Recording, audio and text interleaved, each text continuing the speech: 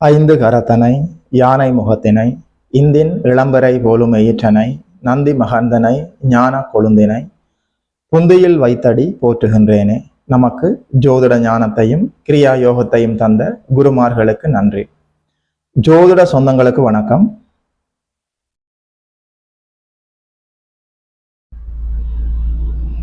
இன்றைக்கு இந்த பதிவில் 2025ஆம் ஆண்டு ஜூலை மாதம் சிம்ம ராசிக்கு என்ன பலன்கள்னு சொல்லி பார்க்கலாம். ஜூலை மாதத்தினுடைய கிரக நிலைகளை பொறுத்த வரைக்கும் சிம்ம ராசிக்கு ராசியிலேயே செவ்வாயும் கேதுவும் அமர்ந்திருக்கிறார்கள். செவ்வாய் நீச்ச நிலையிலிருந்து விடுபட்டு சிம்மத்திற்கு 4-9 குடையவர் ராஜயோகாதிபதி. கேதுவோடு சேர்ந்து சூட்சும வலுவாகி ராசியிலேயே அமர்ந்திருக்கிறார். 3ஆம் வீட்டை குரு பார்க்கிறார். 5ஆம் வீடு குருவின் பார்வையில் இருக்கிறது. 7இல் ராகு குருவின் பார்வையில் இருக்கிறது. 8இல் அஷ்டமத்தில் சனி குருவின் வீட்டில் இருக்கிறார். 10இல் 10 குடைய சுக்கிரன் அங்கேயே ஆட்சி பெற்றிருக்கிறார். 11ஆம் இடத்தில் லாபஸ்தானத்தில் குரு அமர்ந்திருக்கிறார். கூடவே சூரியனும் ராசிநாதனும் அமர்ந்திருக்கிறார் சிவராஜ யோகத்தில். மாதத்தினுடைய நடுப்பகுதியில் சூரியன் பெயர்ச்சியாகி புதனோடு சேர்ந்து 12ஆம் இடத்தில் அமர்ந்து விடுவார். 12ஆம் இடத்தில் புதன் இருக்கிறார். 2025ஆம் ஆண்டு ஜூலை மாதம் சிம்ம ராசியினுடைய கோச்சார அமைப்புகள் இப்படித்தான் இருக்கிறது. ராசிநாதன் 11ஆம் இடத்துல லாபஸ்தானத்துல மாபெரும் சுபராகிய தனகாரகனாகிய குருநாதரோடு சேர்ந்து சிவராஜ யோகத்தை ஏற்படுத்தி இருக்கிறார். மாதத்தினுடைய நடுப்பகுதியில 12ஆம் இடத்திற்கு வந்து புதனோடு சேர்ந்து புத ஆதித்ய யோகத்தை ஏற்படுத்துகிறார். மாதம் முழுவதுமே ராசிநாதன் சூரியன் நல்ல நிலைமையில் இருக்கிறார். ராசிநாதனுடைய இந்த சுபத்துவம் சிம்ம ராசிக்காரர்களுக்கு மேலும் வலி சேர்க்கிறது. 12ஆம் இடத்துல புதன் இருக்கிறார். ராசியிலேயே செவ்வாய் கேதுவோடு சேர்ந்து சூட்சும வலுவோடு இருக்கிறார். முதல்ல குருவிலிருந்து பார்க்கலாம். குரு 11ஆம் இடத்துல லாபஸ்தானத்துல வெற்றி ஸ்தானத்துல ஆதாய ஸ்தானத்துல அற்புதமா அட்டகாசமா இருக்கிறார். யார் என்ன சொன்னாலும் சிம்ம ராசிக்காரர்கள் பயப்பட வேண்டாம். அதாவது பைனான்சியலா பொருளாதாரத்துல ஜூலை மாதம் சிம்ம ராசிக்காரர்களுக்கு எந்த சிக்கலும் வரப்போவதில்லை. இன்னும் சொல்ல போனால் மேலதிகமான வருமானம், மேலதிகமான தன லாபம் எல்லாமே இருக்கும். 11ஆம் இடத்துல லாபஸ்தானத்துல ஆதாய ஸ்தானத்துல வெற்றி ஸ்தானத்துல தனகாரகன் குரு ராசிக்கு யோகாதிபதி 11ஆம் இடத்துல இருக்கிறதுனால மாதம் முழுவதும் பணத்திற்கு பஞ்சம் இருக்காது. பொருளாதார நிலைமைக்கு எந்த சிக்கலும் இருக்காது. அது மட்டும் இல்ல, 10ஆம் இடத்துல மாளவிகா யோகத்துல 10ஆம் இடத்துல 10 குடையவன் சுக்கிரன் ஆட்சி பெற்றிருக்கிறார். 10ஆம் இடத்துல 10 குடையவர் சுபராகி அங்கேயே ஆட்சி பெற்றிருந்து 11ஆம் இடத்துல லாபஸ்தானத்துல குருவும் ஆட்சி பெற்றிருக்கிற போது, அதாவது குருநாதரும் சுபத்துவமாக சூரியனோடு சேர்ந்து சிவராஜ யோகத்தை ஏற்படுத்தி இருக்கிற இந்த சூழ்நிலையில வேலை, தொழில், உத்தியோகம், வியாபாரம் இது சம்பந்தமான அமைப்புகளால நல்லபடியான முன்னேற்றங்கள் இருக்கும்.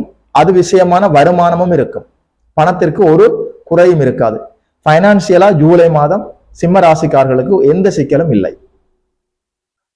12ஆம் இடத்துல புதன் அமர்ந்திருக்கிறார். மாதத்தினுடைய நடுப்பகுதிக்கு பிறகு 15ஆம் தேதிக்கு பிறகு சூரியனும் வந்து புதனோடு சேர்ந்து விடுவார். 12ஆம் இடம் வலுக்கிறது. அயன சயன போகஸ்தானம். அடிக்கடி பயணங்கள் இருக்கும். பயணங்களில் மூலம் புதிய நபர்கள் அறிமுகமாகி அந்த நபர்களால் நன்மைகள் ஏற்படும்.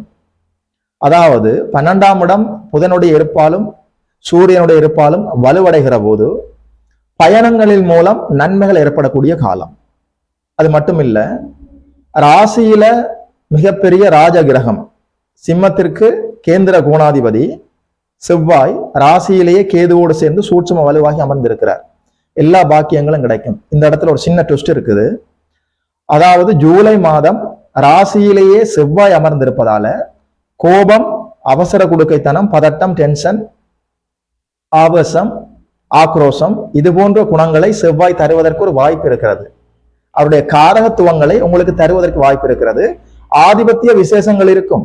அவர் ராஜ யோகாதிபதி, ராசியிலே வந்து அமர்ந்திருப்பது யோகம். அதே நேரத்துல செவ்வாயினுடைய அந்த கோபம், அவசர குடுக்கைத்தனம், பதட்டம், டென்ஷன், படபடப்பு, நிதானமற்ற தன்மை, விவேகமற்ற வேகம், இது போன்ற அமைப்புகளை சற்று நீங்கள் எச்சரிக்கையோடு கையாள வேண்டும். இந்த ஒரு விஷயத்துலதான் சிம்ம ராசிக்காரர்கள் பொறுமையாக நிதானமாக செயல்பட்டால் ஜூலை மாதம் உண்மையிலே சிம்ம ராசிக்காரர்களுக்கு அற்புதமான காலம். ஜூலை மாதம் முழுக்க நற்பலங்கள் காத்திருக்கிறது. 3ஆம் இடம் குருவின் பார்வையில் இருக்கிறது. முயற்சி ஸ்தானம். நல்ல முயற்சிகள் எல்லாம் பொறுமையாக, கோபப்படாமல், அவசரப்படாமல், நிதானமாக நீங்கள் எடுக்கிற முடிவுகள் எல்லாமே வெற்றி தரும். 5ஆம் இடம் பூர்வ புண்ணியம் குருவின் பார்வையில் இருக்கிறது. அது மட்டும் இல்ல, 7ஆம் இடம் குருவின் பார்வையில் இருக்கிறது. 7ஆம் இடத்தில் ராகு அமர்ந்து அங்கே குருவின் பார்வை ஏற்பட்டிருக்கிற போது வேற்று மத இன மொழி பேசுபவர்களால அறிமுகங்கள் ஏற்பட்டு, ஏற்கனவே அப்படிப்பட்ட நண்பர்கள் உங்களுக்கு இருந்தால் அது சம்பந்தமான அமைப்புகளால நன்மைகள் ஏற்படும். அது மட்டும் இல்ல, அஷ்டமச்சனி நடந்து கொண்டிருக்கிறது சிம்மராசிக்காரர்களுக்கு. 8இல் குரு, 8ஆம் இடத்துல குரு அஷ்டமச்சனியாக அமர்ந்தாலும் கோச்சார வேதை அமைப்பு, 7ஆம் இடத்துல ராகு அமர்ந்து குருவின் பார்வையில் இருக்கிற போது கோச்சார வேதை அமைப்புகள் ஏற்பட்டிருக்கிறது. ஒரு பிளஸ், அதாவது சிம்மராசிக்காரர்களுக்கு. அது மட்டும் இல்ல, 8ல இருக்கிற இந்த சனி குருவின் வீட்டில் இருக்கிறார். அதுல இன்னும் ஒரு நன்மையாக வீடு கொடுத்த குருவுமே 11ஆம் இடத்துல லாபஸ்தானத்துல இருக்கிறார். சிவராஜ யோகத்துல, ஆதாய ஸ்தானத்துல, வெற்றி ஸ்தானத்துல. உண்மையா சொல்றேன், ஜூலை மாதம் சிம்ம ராசிக்காரர்களுக்கு இந்த சனி அஷ்டம சனியாக வேலை செய்யாது. எல்லா நன்மைகளும் சிம்ம ராசிக்காரர்களுக்கு ஜூலை மாதம் காத்திருக்கிறது.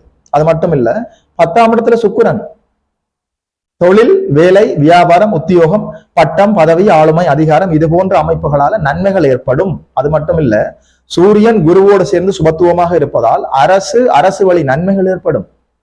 அரசு தேர்வுகள் எழுதி நீங்கள் அதில் வெற்றி பெற முடியும். அரசாங்க வேலைக்காக காத்து கொண்டிருந்தவர்களுக்கு நல்ல அரசாங்க வேலை கிடைக்கும். அரசு கான்ட்ராக்ட் ஏதாவது கிடைத்து அதன் மூலம் நன்மைகள் ஏற்படும், வருமானம் ஏற்படும். அரசு வழி நன்மைகள் எல்லாமே இருக்கிறது. சிம்ம ராசிக்காரர்கள் உடைய கோபம், அவசரம், டென்ஷன், படபடப்பு இது போன்ற விஷயங்களை குறைத்து கொண்டு நிதானமாக செயல்பட்டால் 2025ஆம் ஆண்டு ஜூலை மாதம் நற்பலன்களாகவே இருக்கிறது. கவலைப்படுவதற்கு எதுவும் இல்லை. அஷ்டமச்சனியை நினைத்து தயவு செய்து பயப்பட வேண்டாம்.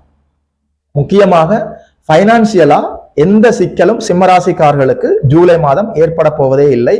எல்லா வழிகளிலும் இருந்து, குறிப்பாக வேலை, தொழில், உத்தியோகம், வியாபாரம் இது போன்ற அமைப்புகளாலும், அதாவது உங்களுக்கு உங்களுடைய மதம் அல்லாமல் வேற்று மதம், வேற்று இனம், வேற்று மொழி பேசக்கூடிய நண்பர்களால ஆதாயமும், வருமானமும், வெற்றியும், லாபமும் கிடைக்கக்கூடிய அற்புதமான மாதமாக ஜூலை மாதம் சிம்ம ராசிக்காரர்களுக்கு இருக்கிறது. சிம்ம ராசிக்காரர்களுக்காக இந்த ஜூலை மாத பலன்களை எல்லாம் சொன்னதுல ஒரு ஜோதிடனாக எனக்குமே சந்தோஷம். இது போல இன்னும் ஒரு அற்புதமான வீடியோவில் சந்திக்கிறோம். நமஸ்காரம்.